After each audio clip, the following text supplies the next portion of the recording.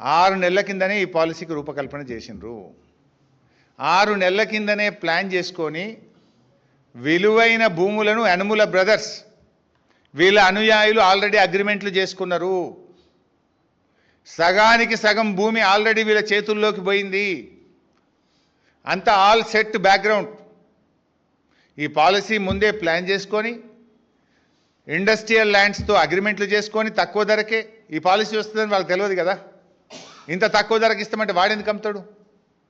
ఇదంతా ముందే ప్రీ ప్లాన్డ్గా చేసుకొని ఆ భూములు కొనుక్కొని అగ్రిమెంట్లు చేసుకొని ఇవాళ మెల్లగా పాలసీ తెచ్చిండ్రు.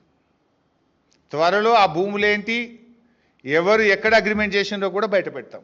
మాకు ఇప్పుడే కొన్ని వచ్చినాయి, ఇంకా కొన్ని సేకరిస్తున్నాం, అన్నీ బయట పెడతాం.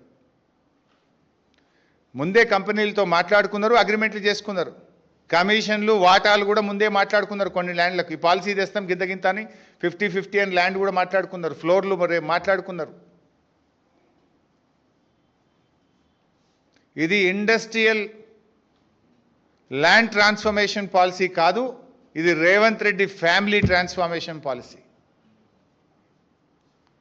నిబంధనల ప్రకారం చేయలేదు. పూర్తిగా ప్రజాధనాన్ని కొల్లగొట్టే విధంగా, తమ అనుయాయులకు భూములు కట్టబెట్టే విధంగా పెట్టిండ్రు. ఇంకా దీని వెనుక ఆర్ఆర్ ట్యాక్స్ కూడా ఉందట. మళ్ళా 30% ఒకటి కదా తక్కువ. అందరూ అనుకునేది 30% అని. ఆర్ఆర్ ట్యాక్స్ వేరే ఉంది.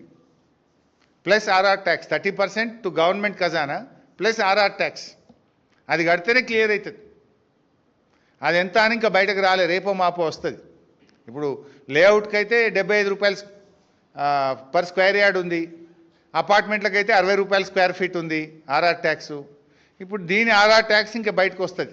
30% ఖజానా, ఆర్ఆర్ ట్యాక్స్ ఎంతో ఇంకా బయటకు రాలే. అది బయట పెట్టండి.